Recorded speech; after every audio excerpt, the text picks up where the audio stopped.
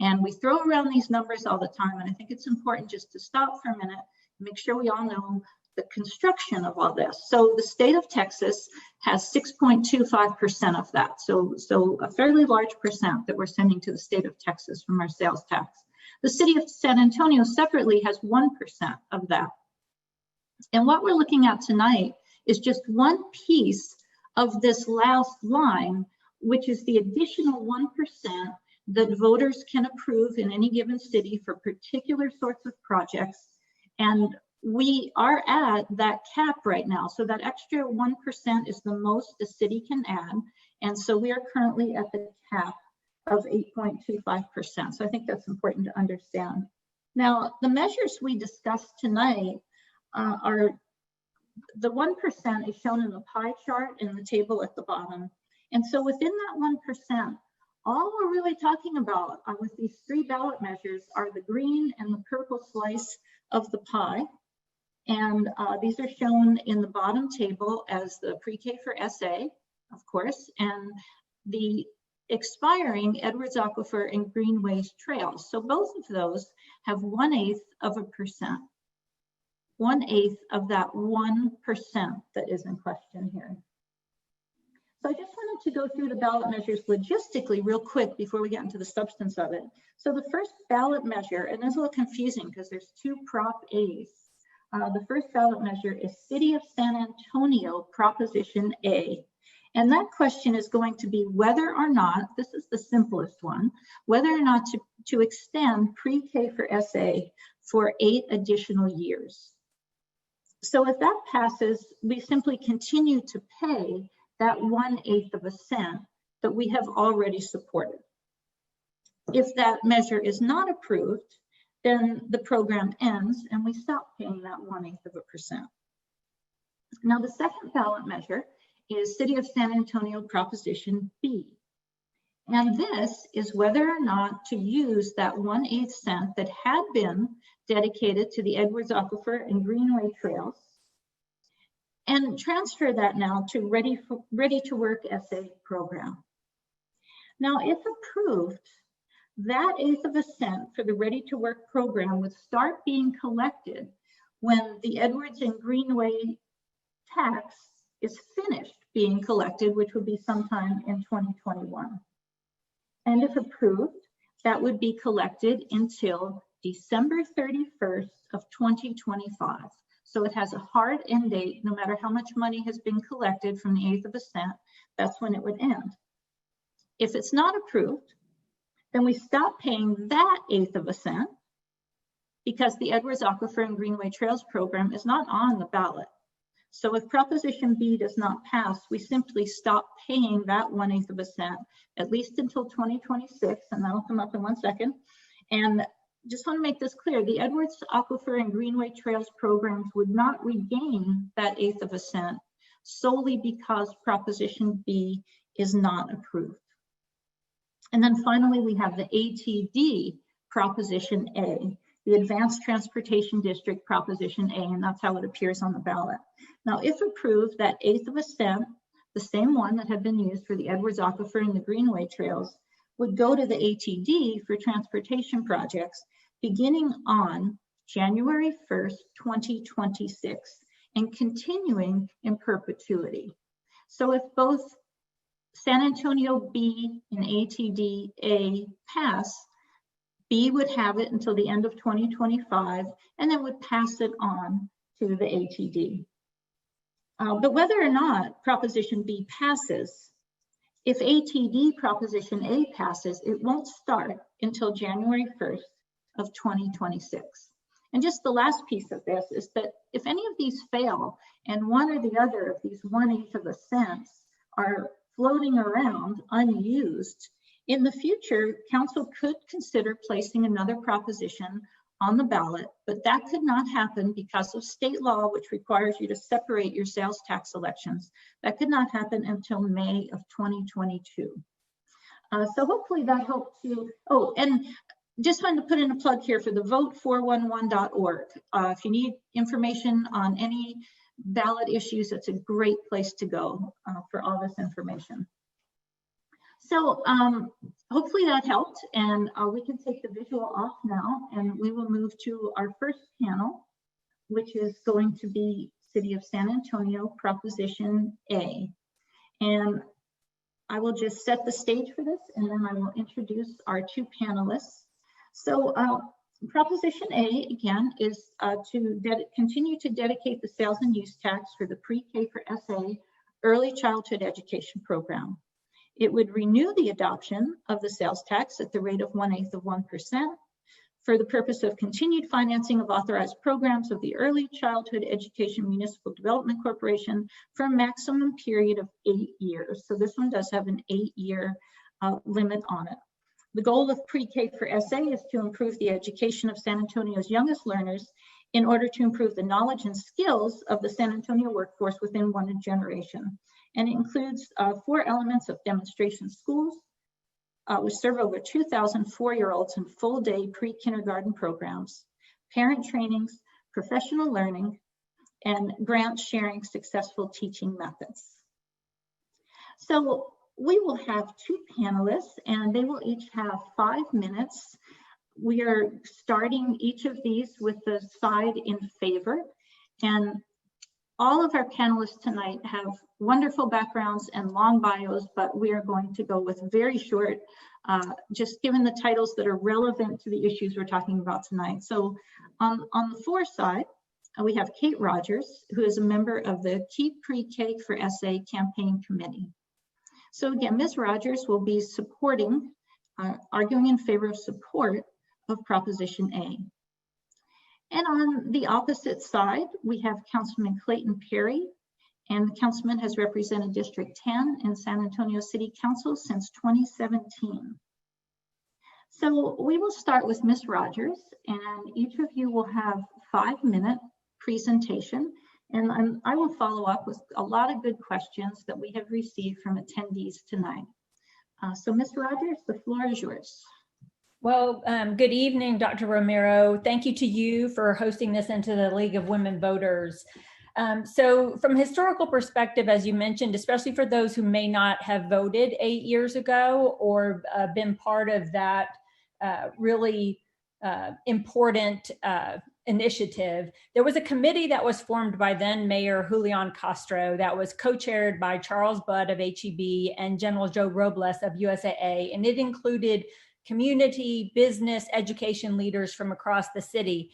And the charge from Mayor Castro was to say, if we were to invest this 1/8% in something to improve our future workforce and the future of our city, what would it be? And that committee, after about a year of analysis and hearing from experts all over the country, settled on early childhood education, where national studies from University of Chicago, Rutgers, and others have shown time and time again that the return on investment usually hovers somewhere around 13% for dollars invested of public money invested in high quality early childhood learning.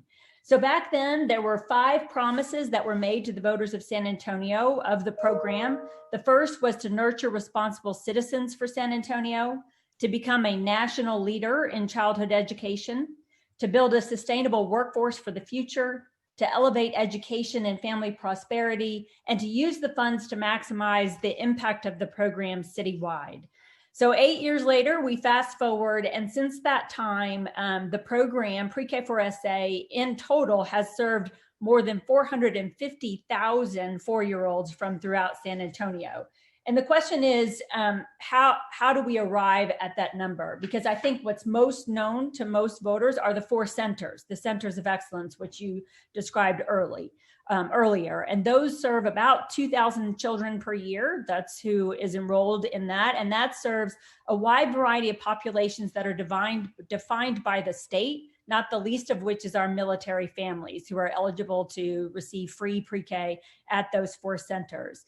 And since the beginning, the staff and the board at Pre-K for SA had the foresight to do a robust evaluation of the program really from the get-go.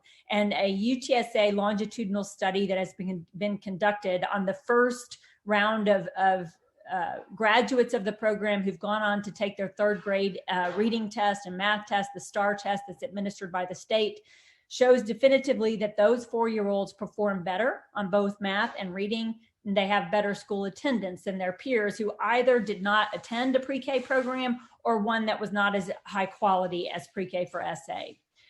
So that's the 4 centers. In addition to the centers, as you alluded to, Pre-K for SA also awards competitive grants to other early childhood providers, parochial schools, and others across our community every single year. And since the beginning, they have awarded more than $21 million in grants to over 52 different organizations throughout San Antonio to help improve the quality of those programs at the same time. In addition to that, the Pre-K for SA staff offers very high quality professional development and learning for early childhood teachers across San Antonio each and every year. And when we say early childhood, we mean teachers teaching all the way up through 3rd grade. And right now, as defined by the state, teachers in those early years are required now to have a reading certification. And Pre-K for SA is offering those reading academies to our school districts and other providers at no charge. So since the beginning, they've served about 10,000 educators per year for a total of 218,000 hours of quality professional development that's been delivered. And time again, we hear from our district partners how well received that professional development and learning is by the educators. And then the 4th pillar has been family engagement. And I think that during the past few months, as we've watched the pandemic unfold, you've seen some examples of that by Pre-K for SA offering food distributions, job referrals and support for families, delivering hotspots and devices so families could stay connected, but also even offering a innovative partnership with VOOCs, early learning books, so that children throughout San Antonio could have access to high quality literature at a time when maybe they couldn't get to the library to check out a book. So family engagement has always been one of the pillars, and Pre-K for SA has always served as a model on that front. So we talk about specifically the return on investment. There was a separate study that was conducted by Penn and by Columbia, the Teachers College at Columbia. And that study showed that the return on investment is even higher for Pre-K for SA than other programs across the country. So we're looking at about 13% on average, $7 to $10 for every $100 invested. But in San Antonio, that return has been shown to be about $156 for every $100 invested. So that's almost $4,000 per child. 16,000 for the families who've benefited, who also have the luxury of having those pre-K centers open until 6 p.m., which is a wonderful benefit for working families. And then about $7,000 per year for the community, or $59 million that's been returned in benefit over the past 8 years. So I think, again, great foresight on the part of the early organizers and conveners to really measure in a very careful and thoughtful way the program's impact from the very beginning, so that they could be confident in saying that they delivered on those promises made to voters. And so what does this mean for 8 years going forward? Ms. Rogers, your time is just about up. Yes, so 8 years going forward, I think what we hope is that it will allow the program to serve families at even a wider range of income levels, to be able to open the program up to those families earning as much as $65,000 per year, in addition to current eligibility, which is about $45,000 per year. So that's all I have. Again, I want to thank you for the time this evening and the opportunity to be with you. Okay, thank you. And we will have time for questions as we move along. Councilman Perry. Yes, thank you very much. And thanks for hosting this evening. This is great. Great opportunity for people to learn. First off, I want to say that I am not pre-K against that. I think that's a wonderful program. But let me tell you what I have a problem with. I have a problem with the city duplicating a program that we've never been in the business of education before. And part of the problem I have is that we have a city charter that inside it tells us where our core competencies are: roads, streets, firemen, policemen, drainage, libraries, that kind of thing. Nowhere in it does it say that we should be providing education services. And that's where it starts at. So I've gone back and taken a look at this. We should not be in the business of running an entire school system by the city. We have school districts. We've got private schools. We got charter schools. We got Head Start programs. We got all of these other professional agencies, I'll call them agencies, but school systems out there running very competent school systems. I just don't think that we should be in that business of educating our youngsters. And to top that off, we're actually being double taxed. And that's what people really need to understand.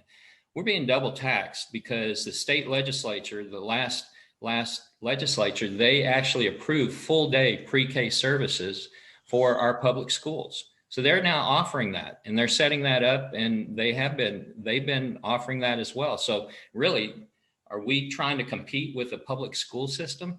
I don't think we should be at that point. So we're actually being double taxed. You're paying property taxes, you're paying school taxes, the state is taxing also, and then helping to fund some of these programs. So you're actually being double taxed by providing a separate school system that the public schools, you're already paying for that. I don't think that's right. And, you know, we're talking about 2,000 students, and I've heard over the last 8 years that there's probably a population of about 40,000 kids that could receive that service. And we're only servicing 2,000. And we're paying, and we've been averaging $40 million per year for those 2,000 children. And I'll get to a little bit of that a little bit later also. But those $40 million per year, do the math on that for 2,000 kids. That's $20,000 per child. The state pays about $9,000 a child. So look, just do the math on that. It's very simple. And I don't agree with that. The admission is free for about 75% of that 2,000 children, and the others are actually selected by a lottery system. So it's not all just for the very needy here in San Antonio. It's for a lot of different children around San Antonio. So $20,000 per child, no. It was mentioned about grants being given to other school systems. Okay, that's great. That's about over $20 million for the last 8 years. But there's no metrics for that. You ask for the metrics. What's the data that shows that we're getting a good return on investment? Actually, that's my phrase that I've been saying on city council since the beginning. But what's the return on investment on that $20 million for the last 8 years? And they're projecting over $20 million again over the next 8 years. So they're saying 450,000 students have been uplifted, and so many teachers. I would say, well, let's stop spending $40 million per year on our system and fund $20 million over 8 years that you get a much bigger return, 450,000 students versus only 2,000 per year in our school system. Let's turn that around. Let's go ahead and do the 450,000 students for only $20 million over 8 years. So to me, that shows a good return on investment. And what is quality education? You hear that a lot. I say that our public school systems and charter school systems do offer quality education. You'll hear that they don't, but let me tell you, you go out and tell one of these public school teachers or charter school teachers that they're not a quality teacher, you'll probably hear something different from them. I just don't agree with saying that this is the only system that has quality educators. I think we have plenty of quality educators in these other school systems. So I just want to say that more money does not necessarily getting a better service. And that's basically what we're doing, paying more money, double taxing our residents here in San Antonio and others traveling through, because this is a sales tax. It's not just San Antonians, but other people coming through town, spending vacation dollars, that kind of thing, which is great. But and I need you to wrap up your comments. Okay, you're basically being taxed twice for this system. And are your dollars really being spent wisely by continuing this program? So thank you very much. I appreciate it. Okay, well, let's get right to this question, because this was the most common question we got from several citizens. So during the last legislative session, as Councilman mentioned, House Bill 3 was supposed to fund full-day pre-K for 4-year-olds. Why would San Antonio need to supplement that funding? And Ms. Rogers, we'll start with you, and if you can keep it brief, please, so we can get to a couple more questions. Yeah, so what I would say to that is, so House Bill 3 was a wonderful step in the right direction on the part of the state legislature. And it did a number of things, but one of those was at long last funding for full day pre-K for currently eligible populations. So I think the hard part about that is that there's only 4 populations that are eligible for pre-K in the state of Texas, defined by the state. So if you're in the foster care system, if you're a military dependent, if you're an ESL learner, English as a second language learner, those are some of the criteria. It didn't actually expand the option for high quality full day pre-K to other children. So to think that that was going to fix the issue, it's wonderful, but it's not going to get us there. Nor did it offer aftercare services like pre-K for SA does for working families. So it just gets you to the end of the school day, if you will, for a 4-year-old. So I think that's the big thing. The second thing is that because of the pandemic, our state budget heading into the next legislative session is quite precarious, right? We took a double hit, not just with sales tax, which hit us in the local level, but also at the state level, but also oil and gas. And things look quite uncertain for the budget for the next session. And so I think the campaign feels very strongly that this is not the time to back away from our local investment in our children and in our future. This is the time to double down on a national model that we have created that we should take great pride in. People come from all over the country and the world to study how we've done this in San Antonio with voter support. So now is not the time to back away from that. And I wish that House Bill 3, I hope and pray that it will remain intact through the next session, but we just don't know that at this juncture. Okay, thank you, Councilor. Yeah, I think it's going to stay. I think there was a big push for it last time, and talking with other legislators that we have around San Antonio, I think that's going to stay. It's an important requirement for them. And why do we want to continue funding this program when the state has already stepped up to do it? And they will, I'm sure that they're going to continue to do that, because not only here in the city, but at the state, the economy is turning around faster than we thought it would.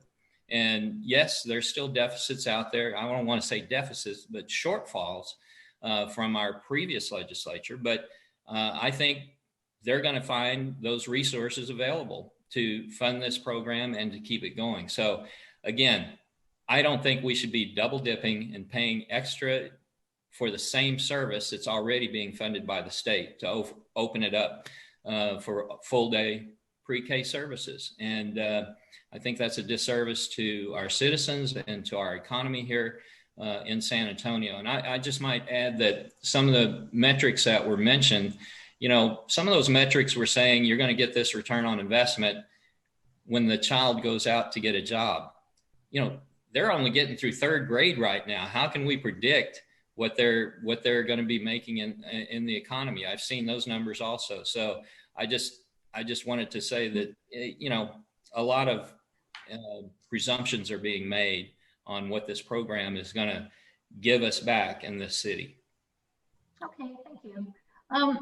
And I wanted to get back to the study that you mentioned, Ms. Rogers, and I saw a comment about this from a citizen that, and I guess this gets into the weeds a little bit about statistical analysis, but when you have findings that show that there's an impact for students who attended pre-K for SA and then they do well in 3rd grade, what controls were put into that study to ensure that there was not some other factor that's impacting both of those? For example, simply coming from a home environment that really pushes studying that could cause both those things. How do we know that it's pre-K that's causing the third grade performance? Yeah, and I mean, I would say, with all due respect to the councilman, I wouldn't question people who spend their lives doing research and evaluation as a formal practice.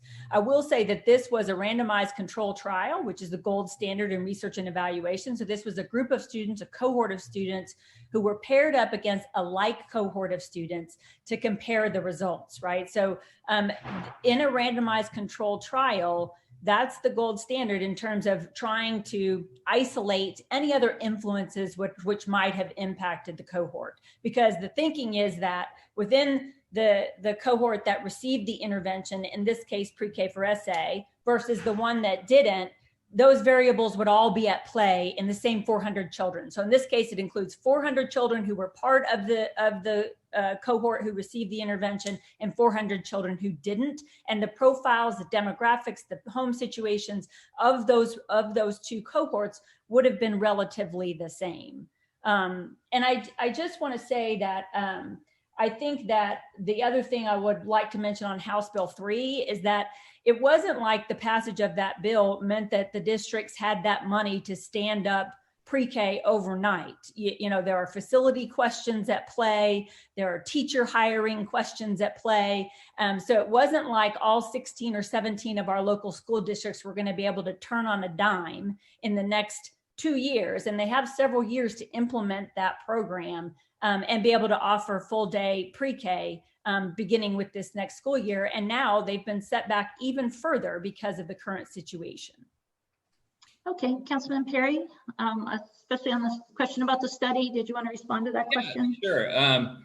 You know, I've seen lots and lots of studies over my lifetime, and I respect the studies, but at the end of the day, you don't know what those results are until it actually happens. For example, you know, these studies were taken at the third grade level, which is great, but what education influences are there from third grade through 12th grade?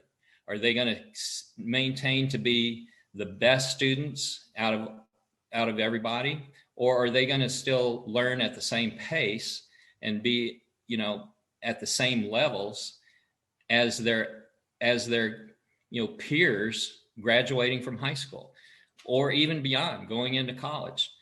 We don't know that here in San Antonio because we haven't been there yet. But I would say, again, I'm all for this, except not paying it out of city resources.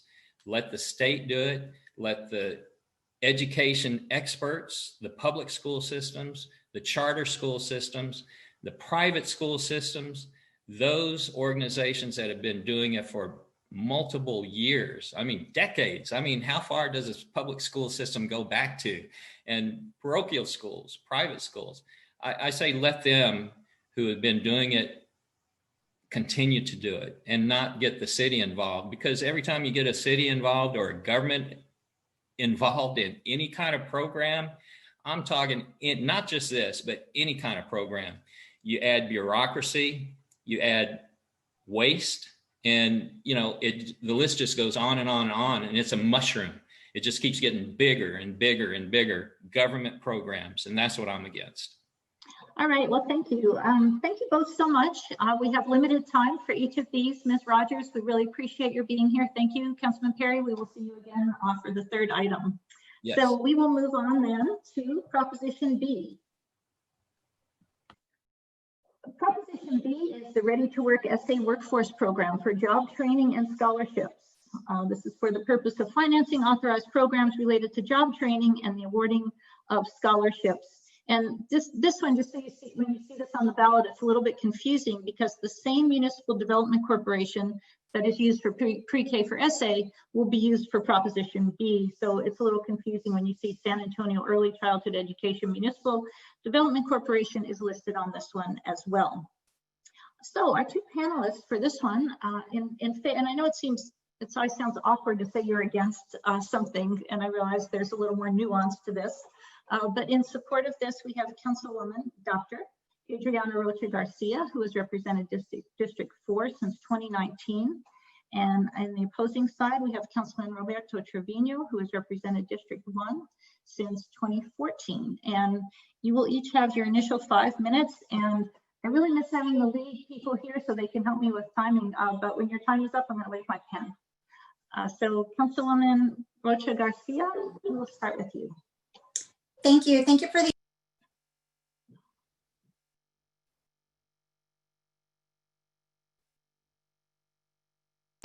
Sorry, I think it said that I was muted. So SA Ready to Work is the opportunity to improve the future of San Antonio by voting for a program that invests in training, upskilling, certifications, and access to educational attainment that would essentially begin to break the cycle of generational poverty and the unfortunate legacy of economic segregation in our city. SA Ready to Work gives folks the opportunity to take care of their families for a lifetime, creating upward mobility for families who have been left behind for many generations. And the best part is that there's an entire ecosystem at work supporting them. I'm so sorry. Here we go.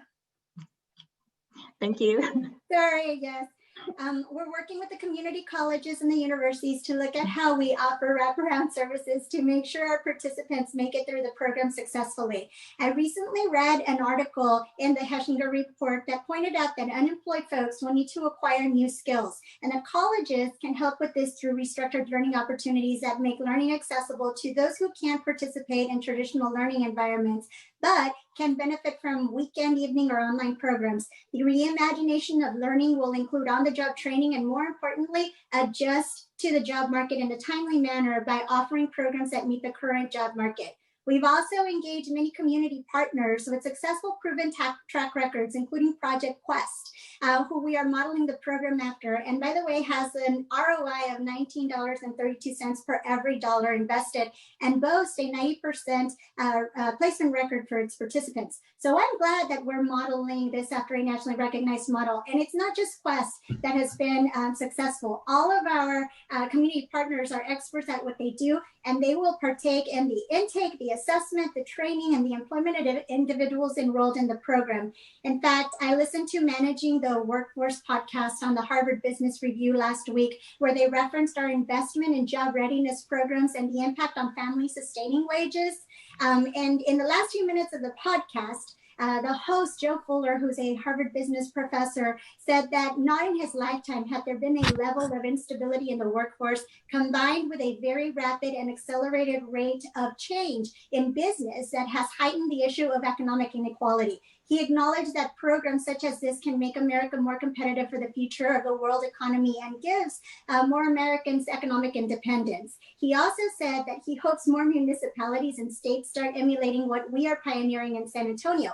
And I'd be happy to tell Dr. Fuller that in San Antonio, employers have been at the planning table with community members since this summer. We had Toyota, HEB, Valero, USAA, Rackspace, and local chambers meet together to dedicate some time to build up this educated and upskilled workforce. And this isn't the first time that we hear that they want this. We have been warned about this for years. This just puts that plan into action. The chambers also advocated for on-the-job training opportunities for both corporate and small businesses, and this plan builds that in. And an example of our current workforce efforts proves that there's already excitement for this. Since September 28th, we've had 23 local small businesses partner with us, offering 136 on-the-job training opportunities. But it's going to take all of us. It's going to take your support and a continuation of these public-private partnerships to get our community back on its feet. Consider that this morning, 50 of our neighbors began 4-week training sessions to become cybersecurity associates, automotive technicians, bookkeeping and accounting clerks, IT customer service specialists, and they're also taking general ops and business management. And I do have to brag that the leadership at Port San Antonio and District 4 had an innovative solution to training during a pandemic and repurposed an old gym with plenty of space into a training facility. And that's what it's going to take. It's going to take all of us working together. And yes, we each have our parts, but we are one community supporting the SA Ready to Work to support a collective vision for San Antonio. And I want to just remind you all that SA Ready to Work fills a void by giving individuals access to skills training that will help them with placement and in-demand occupations. It'll take some persistence, but together I think that we can do this. Many economists have already shared that— Councilwoman, I need you to end your comments. Sure, that there will be a disparity in job losses different than the recessions in 90 and 2001 and 2008. So we have to be specific and purposeful about how we're investing in our training. So thank you. Okay, thank you. Councilman Treviño, you have 5 minutes and I will wave my pen when you're getting at the end. I'll be looking for that pin. Thank you, Okay. Francine. Thank you, League of Women Voters, for this opportunity. Since 2000, residents have been able to vote on the 1A cent sales tax to continue to help fund the Edwards Aquifer Protection Program and the Greenway Trails Program. However, they were robbed of the opportunity to do so at this time and are being directed to now vote on the new proposal for the use of the 1A cent sales tax. There's still no solid answer or direction on what will happen to the Greenway Trail and how it will continue to be funded. Edwards Aquifer impacts everyone. The new proposal only impacts a select group. 1A cent sales tax usage is $38 million plus annually for 4 years to help about 10,000 people annually. This program is focused on initially assisting residents who've lost their jobs due to COVID-19. However, it leaves out seniors, those disabled who cannot work. There's no mention whether or not this would also support our undocumented citizens. And what about those who simply want to go back to the jobs they once had? So far, workforce development has been funded at a total of $75 million. $75 million, $2.7 million from the Coronavirus Relief Fund, $10 million from other federal grants, and $62.3 million from our general funds. Why? So we can park that money in a time that we need it the most. We have simply parked that money because we know we can't spend it by the end of the year when federal funding requires us to spend that money by the end of the year. So far, we're now asking for an additional $38 million over the course of 4 years. That's $3,850 total for every person to go to school. The cost to go to school at San Antonio College, if a student lived with their parents, would cost approximately $8,745 a year. I guess I just don't understand the math, and I'm pretty good at math. Emergency Housing Assistance Program has been funded $57.5 million to date. That money has assisted 17,284 households with a city average of 3 people per household. This means that this funding has helped approximately 51,852 individuals. Housing assistance supports all in the vulnerable population. 46% of those impacted by this were children under the age of 18. That's 23,852 children under the age of 18 have been supported by this program. If we're going to be redirecting funds from the 1/8 cent sales tax away from the Edwards Aquifer program and Greenway Trails, then it should go towards programs that support everyone, like the Edwards Aquifer Protection Program and the Greenway Trails program. I simply have concerns, and to me, it's a question of balance. The current market doesn't have a skills gap, it has an opportunity gap. This isn't me saying it. This is the Brookings Institute. There's also concern for many in our community that feel that who will receive this training? Those who need it the most, or those who are closest to success? Unfortunately, this is not being driven by the needs of the people, but the interest of business. It is time to listen to the voice of our most vulnerable. I want to point out from the Brookings Institute that one of the things that is ignored in social dynamics in the skills gap narrative is things like race, class, age, and gender bias in the hiring process. Due to racial segregation and stunted access to professional networks, many talented Black, Latino, or Hispanic and Indigenous workers never get a real opportunity to compete for key jobs in the emerging economy. Again, the issue is for me about balance, and the key is that I think we need to find a way to make room for things like housing in our community. Thank you. Thank you, Councilman. So again, there's some questions that have been repeated quite a bit, and this is the most common one. Councilwoman, we'll start with you, and I'd really ask you both to keep your answers fairly brief so we can get quite a few questions in here. How will you measure the effectiveness and success of the workforce development program? And what specific promises are being made about this program that is measurable and useful for accountability?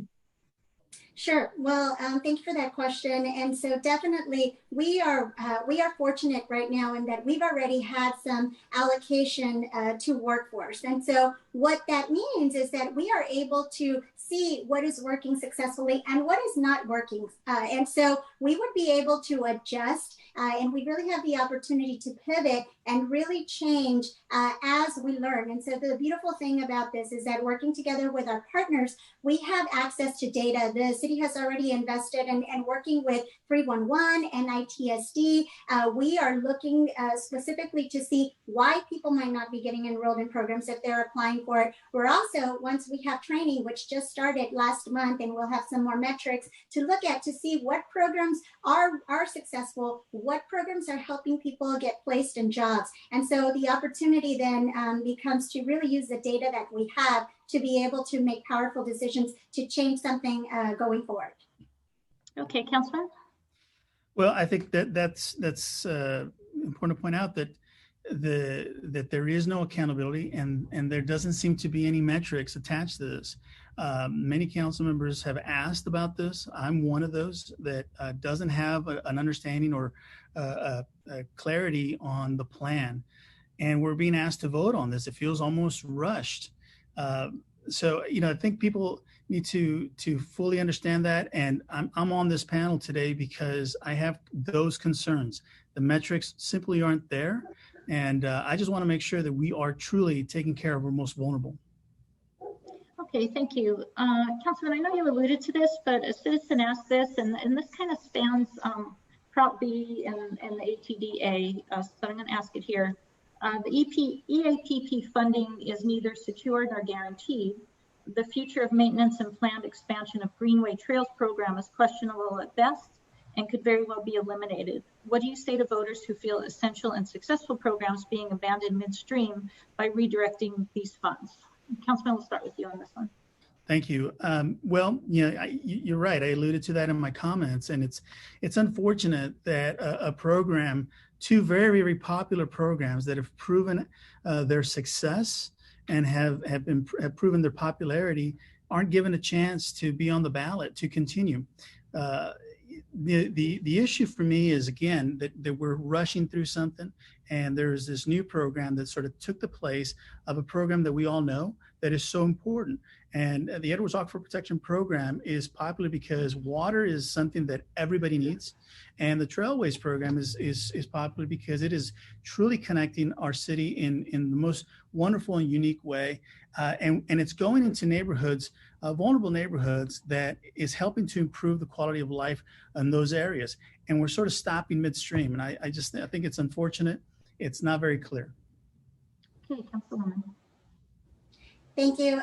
Dr. Romero, I would say that my residents can't wait. And the residents that are dying of COVID-19 because they have not had access to healthcare and to a healthy quality of life just can't wait. So I would make that argument. But I've also noticed, and I voted for this, we have found a very creative solution that allows our CFO and our team flexibility to be nimble enough to use opportunities such as commercial paper to yield a faster return. And so when we're looking at also the commitment that the county has made, and they voted for this back in March, a commitment, and then also we've had a letter of support from the judge.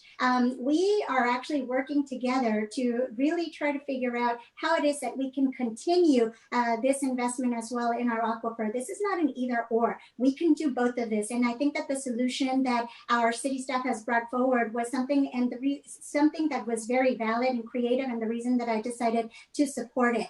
And so I definitely think this is not an either or, and that we can achieve both of this. And it looks like we do have a solution, whether folks choose to acknowledge that there is that commitment already or not, it's there, and it's been time stamped.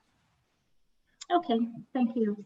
This is a pretty common question too. We'll start with you, Councilwoman. What measures, if any, will be taken to mitigate the possibility of losing trained workforce seeking highest paying jobs, which may be outside of San Antonio? So how do you guard against people taking advantage of the training and leaving San Antonio? And then a question from the other side, the reverse, what about people coming from other areas, moving here just for this opportunity who are not in fact currently San Antonio residents? Sure. So the focus is obviously on San Antonio residents, and what we have specifically been working on is marketing to people who actually do need this. And so the way that we've been partnering right now with our different organizations and also doing some reverse marketing, if you will, we are targeting the city census tracts that have an equity atlas score of 8, 9, and 10. People of color, women, veterans, formerly incarcerated, disabled, homeless, elderly, and those experiencing poverty. So the efforts include door-to-door engagement and then also marketing through the Financial Housing and Recovery Center that highlights this job training support. So if people find out about it outside of San Antonio, it might be by way of, yes, they're listening to the Harvard Business Review. However, we have been specifically focused on targeting these folks who really need it. We've been sending text messages and robocalls to folks who have received the emergency housing assistance. We've also done virtual call-ins, social media specific to neighborhood associations. We're partnering with different organizations, community organizations. So we're getting the word out to the community that most need it. Again, specifically focused on these poverty tracks, which, by the way, we know that COVID has impacted disproportionately. And so we continue to do our targeting, and what is really going to keep people here is the quality of life. And so what we get to do when we give access to better jobs, we create an overall quality of life that also benefits us as a community. So beyond that, the social return on investment is going to be far greater than folks can imagine. We have successful programs that have already done this. But when people make more money, they buy houses, they eat at full service restaurants, they shop retail. Just think of the revenues that the city, county, school districts, and other taxing entities will benefit from when folks have the ability to actually spend money. It's an investment that we feel confident in making, and it's an investment for all of us. Again, that's just not data. Those are just promises. And I'm concerned because, here I'm holding up the figure that says 154,000 displaced workers in San Antonio as of July 17th. This is about balance, and we've been funding as a city workforce development for many years, and I support that. Again, the point is that we shouldn't be building something on the backs of our most vulnerable. We also have programs that help with housing, help with homelessness, and those things will suffer. We just heard that the Edwards Aquifer program is going to be funded through our general fund. Those dollars are taken away from other city programs. They just are. It's just simple math. Every year we're fighting for every dollar to create programs that are helping those in greatest need. So again, I think that we're not taking into account our seniors. We're not taking into account the many food industry workers that simply want their job back. And how can we help them stay afloat in this time that the city has asked them to stay home, as we have asked people to put a pause on all this activity? We should be providing that support too. And I just don't think we're doing that. All right, we're going to have one more last fairly quick question here. And I know it kind of echoes the first question I asked, but I want to ask it again because this was a more specific take at this. And Councilman, we'll start with you. Specifically, if this passes, who will oversee the program's financial and performance accountability? Councilman Treviño, we can start with you. Okay, I'm sorry. That's a great question. In fact, that is what also concerns me, is that we know that it's not off to a great start, and the fact that we're this close to the election and still haven't really answered that or proven out some of these key questions is very, very concerning. We need to have some accountability when it comes to this amount of funding. We're talking about $154 million over 4 years. To not have that clearly laid out or spelled out is something that we should take pause. And as a council member, I don't have that clarity. I don't know how the community has that clarity. There's many people who've reached out to my office to get a better understanding of how this will work.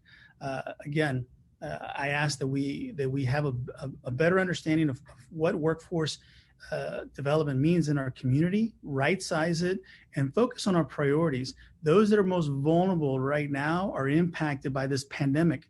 We're in the middle of a pandemic, and we need to respond to that. We have a fire, and instead we're talking about building fire stations. Thank you, Councilwoman. Can you give us, the citizen, a specific answer to that question? Who will oversee the program's financial and performance accountability? Yeah, absolutely. It's going to take primary workforce partners and the city to do this. And so the city has already, like I mentioned earlier, initiated a customer relationship management system with 311 and ITSD to create and track really assessment and training referral processes. So this system will allow us to have better data collection, tracking regarding maybe resident interest, timely partner agency follow-up, participant enrollment, and most important, like I mentioned earlier, reasons for not enrolling. And so this is going to facilitate that data-informed adjustment and let us recalibrate as the program continues to ramp up its phase. And so I'll give you an example of some of the questions. So some of our partners, they've already hired additional staff. They've already purchased additional hardware licenses. It's going to take scalability. And so if this program has only been in place for 1 month, I ask that people that have questions, suggestions, recommendations, reach out to the folks who have been working on this and actually take the time to give us our comments or any feedback that would help us. But we do need to continue to have all of our partners work together, and that's who's going to be held responsible. We have nonprofit organizations, delegate agencies with the city that have been submitting quarterly reports for everything else. This should not be any different. And as I believe that as of October, we will start receiving those reports because, again, the program just started. And so people are receiving as much information as they can as quickly as possible. But again, realizing that we've only had 1 month of the program, that's why we don't have so much data yet. But the data that we do have, we have moved on. We received 1,500 calls in less than 2 weeks. So we know that there's interest, we know that people need it, and we know that it works. Councilwoman Rocha Garcia, Councilman Treviño, thank you so much. I know we rushed through this, but we got a lot of great information out. So thank you both so much for joining us this evening. Thank you, Dr. Thank you. And we will move on now to Advanced Transportation District, Proposition A. And so just reading a little bit of the ballot language on this one is to provide enhanced public transportation and public transportation mobility options. And our panelists for this item on the pro side is Marina, Alderete, Gavito, who is on the VIA Board of Trustees. And on the anti side, not that he's against transportation, but against this particular measure, Councilman Perry. And again, you will both have 5 minutes for your statements and then we'll get to questions. And we will start with you, Ms. Gavito. Thank you for being with us. And I will wave my hand when you get to 5 minutes. Yes, thank you so much for having me.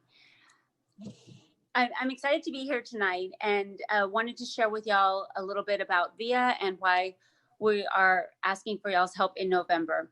So VIA gives we get 36 million passenger trips a year. That data is from 2019. So that each passenger trip represents us connecting a person to a job. It represents us connecting a person to a doctor's appointment, and it represents us connecting people to their family and friends. That's 36 million passenger trips a year. I just want us to get a grasp of that number. If you also take into consideration the average VIA rider is a person of color, 58% have no access to a motor vehicle. So public transportation is their only means to get around, 58%. Our average VIA rider rides VIA to work 5 to 6 days a week. And also our average VIA rider has a household income below the poverty level.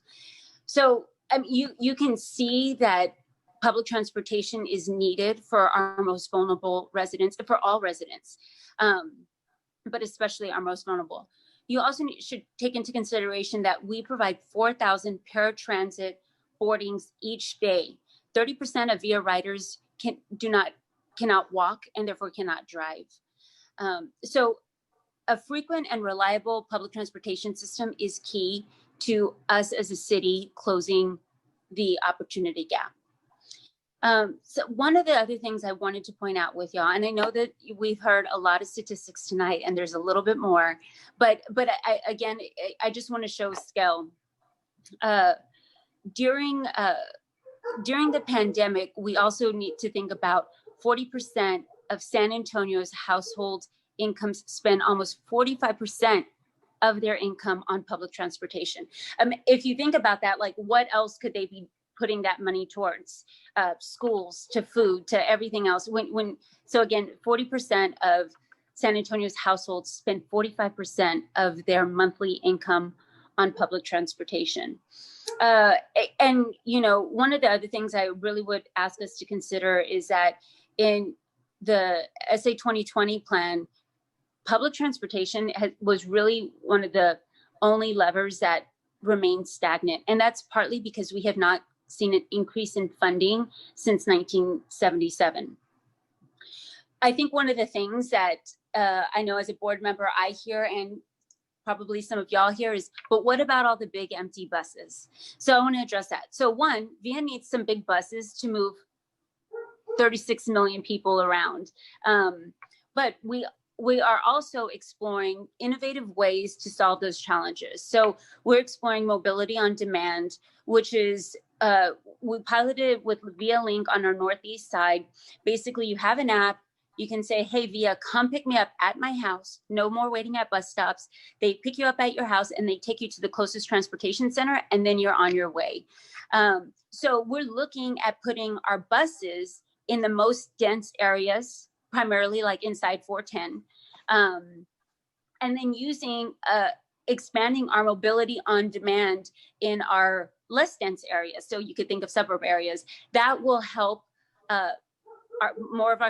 many more of our customers have a good experience, an easy experience, not have to wait at bus stops. One of the other great things about mobility on demand is that with it, we will be able to offer 24-hour service. That is always one of our biggest customer complaints, is that, you know, many of our customers who are on late night shifts, third shift, what have you, cannot access VIA at 2 or 3 in the morning. And with extended mobility on demand, they can. There's a whole lot of other things to note about our Keep SA Moving plan at keepsamoving.com. I did want to also point out that that with the councilman, the city had invested $10 million in additional funds to VIA to focus on 14 key routes. What we did there is we said, okay, let's increase the frequency of those routes and see if ridership increases. What we found is ridership did increase. It increased by 28%.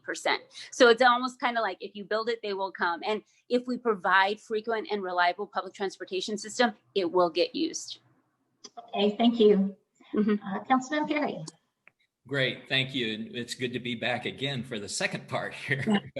Anyway, I want to say that I am not against public transportation, and thanks to Marina for bringing up some of the key points that I wanted to talk about also. But I'm not against it. I know it's needed. In fact, I was one of those councilmen that supported that additional. It wasn't a one-time $10 million. $10 million per year coming out of the city resources to help support VIA, and I was one of those that supported it. But, you know, more money doesn't necessarily mean better service either. I think VIA needs to really concentrate and focus on areas that the bus system is really needed. As Marina said, they opened up some of these routes that increase ridership. I think they need to do that more. But overall, ridership is down. Why do they need that more money at this point? Ridership is down. we don't need to expand beyond their means. And I'll give you an example. That big, huge parking facility up there in Stone Oak, or next to Stone Oak, that's mostly empty all the time. And that was over $30 million that took to build that facility up there. They need to be more innovative. This thing with Via Link, I think, was very innovative. In fact, it was my district, Marina, that volunteered for that because I was getting so many complaints about empty buses all the time. Let's get rid of some of those bus lines and come up with something innovative, which was a Via Link. And I totally supported that. And that's doing very well. So I'm looking forward to those additional plans for that. So, you know, I'm concerned about, we saw Via Reimagined, and now we're seeing Keep SA Moving. Well, to me, that's just the same thing with a different wrapper on it. And one of the issues that I had with those original plans was we're going to put in dedicated bus routes all over San Antonio, additional lanes, building additional lanes. That's going to cost billions of dollars for this city. And again, we keep saying how poor San Antonio is, but we keep putting more and more and more on the requirements. You know, more money. We need more money. And in this case, and a lot of what I'm seeing in this plan is we need more money to increase the frequencies.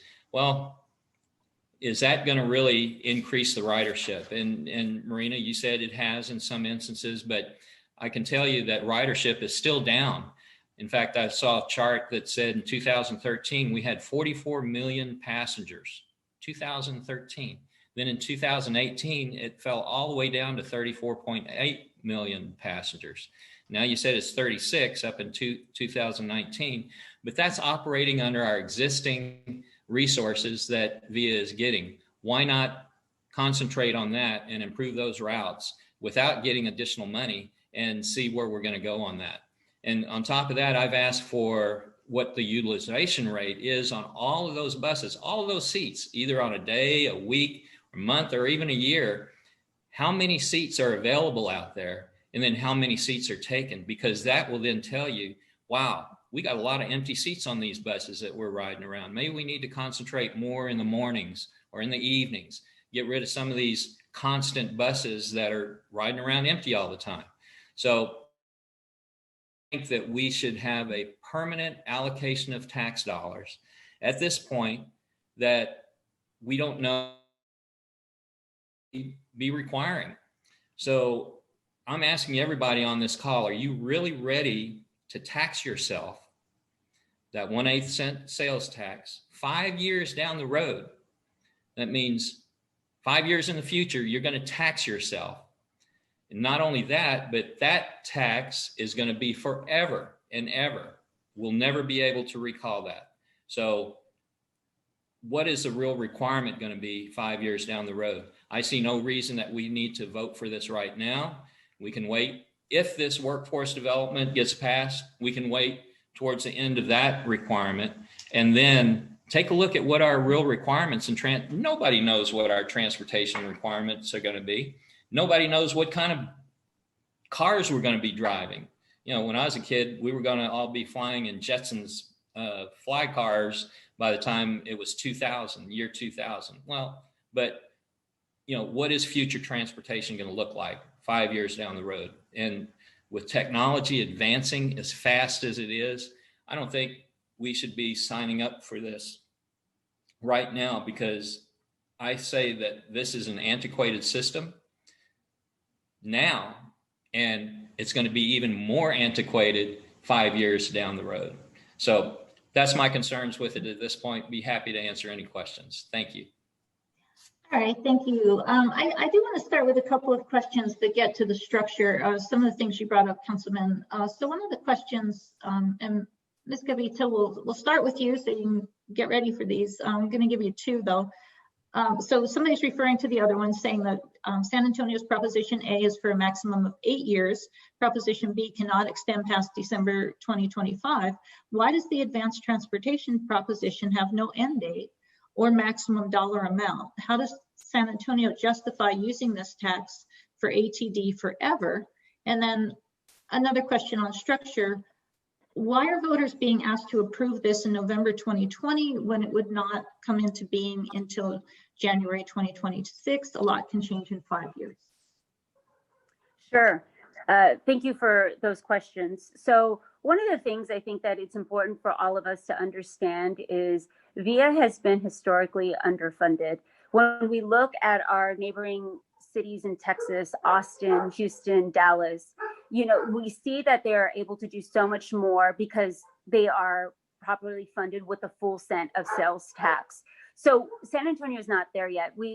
Our VIA's CEO often has a good analogy that we have to spread the peanut butter thin, meaning that we have to offer service to San Antonio and surrounding cities on a very minimal budget. So to answer the question of why does this have no end date, it's because VIA is underfunded and we were trying to right size the budget for us. I think the second question was, what was the second question again? Why would we vote on it now when it would not be enforced for 5 years? Sure, great question. That was us in talks with the mayor about and working through, hey, we're in the middle of a pandemic. Is there ways we can work through with the workforce training program? So that's why that came about. If we had it our way, we'd have it tomorrow. But you know, it's just us working with the best interests of the city. And could you, before I go to the councilman, just to clarify for people, can you just real briefly explain the difference between ATD and VIA? Well, ATD is the taxing entity, and that's how we can legally ask for that amount of money. VIA is not the taxing entity. They get their money through the ATD, and so that's Advanced Transportation District, and that's why it's worded that way on the ballot language, which, you know, I don't think VIA is even listed on the ballot language. So yeah, that's the reason why. Okay, thank you. There's some confusion with that with voters, and I think people need to understand that the VIA board essentially is also the ATD board in different format. Yes. Councilman Perry, would you like to respond any more to the in perpetuity, why 5 years in advance? You had raised that as well. Well, and I think I said that in my comments, there's no reason in this world that we need to vote 5 years in advance of them getting this 1/8 cent sales tax. There's no reason in the world to do that. We can wait. We can wait till after this workforce training is done, or, you know, let's put it on the ballot after that, if that even gets passed. But here's, I think, part of the issue was, let's say if the workforce training or workforce development doesn't get passed. Well, if that fails, VIA is going to fall right into that spot. They will then automatically get that 1/8 cent sales tax on day one after the November election. So if workforce training fails, VIA is sitting there with their hand out ready to start taking that 1/8 cent sales tax.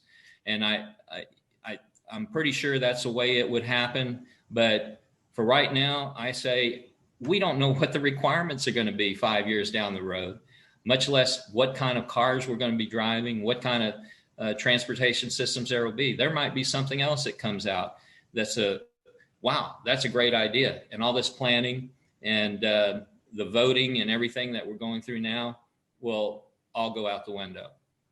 And the forever thing, yeah, that's another issue. You know, we're not doing pre-K for SA that way. Everything else pretty much has a time limit on it or a dollar limit on it. I think the voters should have a say in that, on where they want their tax dollars to continue to go to fund all of these different projects around. So yeah, I don't think it should have that either, a forever, no end date. All right, Ms. Gavito, I want to make sure we clarify this point because I'm not sure that's correct. I think from people I talked to today that if COSA Proposition B fails and ATDA passes, that it would still wait until 2026 to begin collecting the tax. So that seems to be what the ballot measure is. Marina, can you confirm that? Yes, that is correct. Mm-hmm. Okay.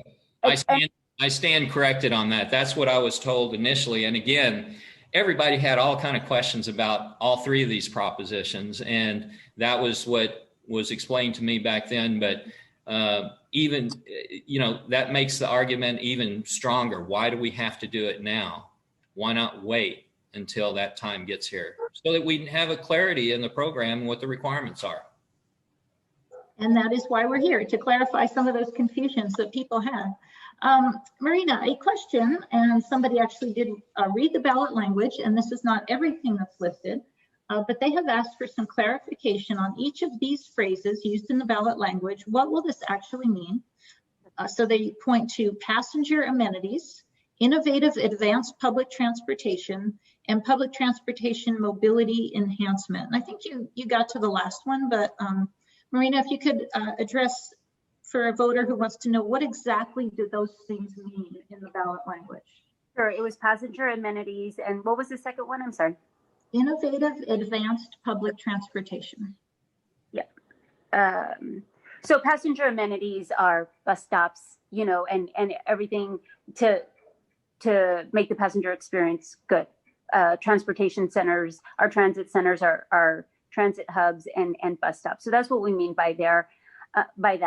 I know that San Antonio has one of the highest percentage of shaded bus stops in Texas, which is very important in Texas. But we would be increasing that for the innovative advanced. You said innovative advanced rapid transit. Not rapid, just innovative advanced public transportation. Sure.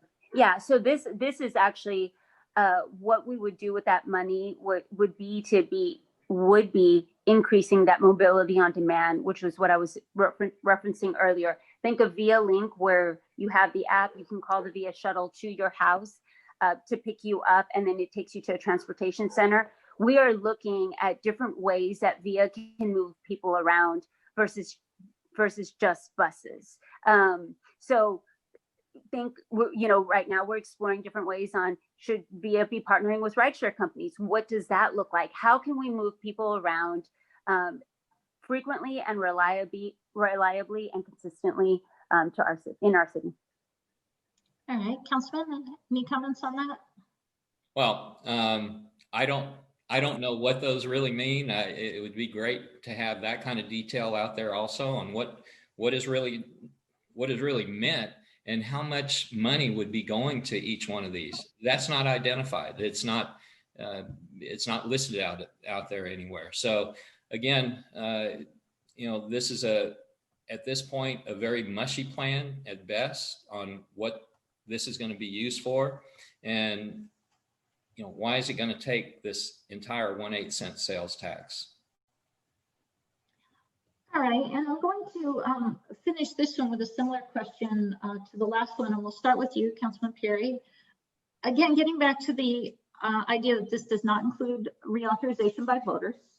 So if this does in fact pass, can you explain to us exactly how it will work in terms of overseeing? Who will oversee it? How can the public play a part in overseeing the program's financial and performance accountability? Okay.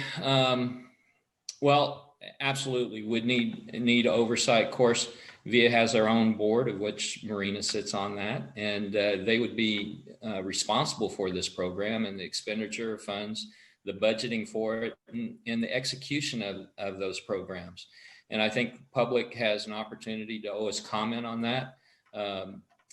City Council certainly could make comments on that and provide input into those programs. So absolutely, but I haven't seen anything specifically on what the plan is for this, whether they would use the existing structure to manage this program, or if they would institute some additional checks and balances along the way to make sure that that money is going in the right place and it's being spent the right way. But again, there's no reason to be doing that this November for something that won't even start for another 5 years down the road. And that's where I have the biggest issue at. Why do we need to do this now? Let's wait until we know what the requirements are. And wow, 5 years down the road. A lot can happen between now and then. So that's my comments on that. Thank you. Thank you. Ms. Gavito, how do we handle accountability for this additional tax?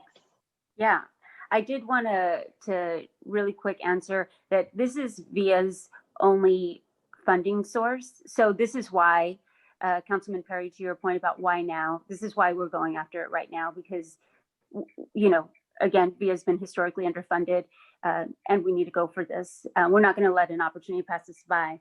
But talking about transparency, on VIA's website, we have a dashboard that is fully transparent about the rights we give, about our customer service satisfaction. It has a lot of metrics that you can see, and people can judge for themselves how well we're doing. I mean, we also have a public meeting every month that people can engage with. One of the other things is, VIA has always been extremely transparent with our customer service, our budgets, our reports. So all of that is out in the open for anybody to consume. And the other ways that people can engage if they want to learn more is we have a VIA Transportation Community Council, and that's been a great way for us to engage with the community and hear their needs, hear their concerns, and take that direct feedback to the board. We also have our Advanced Transportation Accessibility Committee for our paratransit riders to give open feedback at all times. So, and these are not quarterly meetings, these aren't biannual, these are monthly meetings that we're getting that feedback and input, and also sharing all of our data. Okay, thank you. Well, I believe we will end with that. I wanted to thank Ms. Gavito, Councilman Perry, all of our panelists. Thank you for being so polite and not interrupting one another or me. And thank you all for your public service. And I just want to remind everybody watching that these propositions will be at the very end of your ballot. So hang in there, you need to get through the whole ballot. And thank you all for coming. I'm going to turn it back to Madhu. And again, thank you to all the panelists and to our audience this evening. Yes, on behalf of the League, I want to thank everyone, especially all the voters. I'm very impressed that you are sticking till the end. So these ballot questions are definitely important in your minds also. And I certainly hope that you got at least some answers to your questions. And as Francine was mentioning earlier, go to vote411.org. A lot of the information is available there. And we will also be putting the recording of this session on vote411.org and also on our website. So if you have friends who would like to listen to this, you can direct them to that. So I want to thank Dr. Francine Romero and all our panelists, Kate Rogers, Councilman Clayton Perry, Councilman Treviño, Councilwoman Garcia, and Marina Gavito for participating this evening. A special thanks to all the voters. As I said, make sure you vote early and vote safe. We want to thank our co-sponsors, Can We Talk and the San Antonio Women's Hall of Fame. The last but not least, I want to thank our webinar host this evening, Kim Tyndall and Associates, for doing such a good job and allowing us through this medium educate the voters. Thank you all and good night.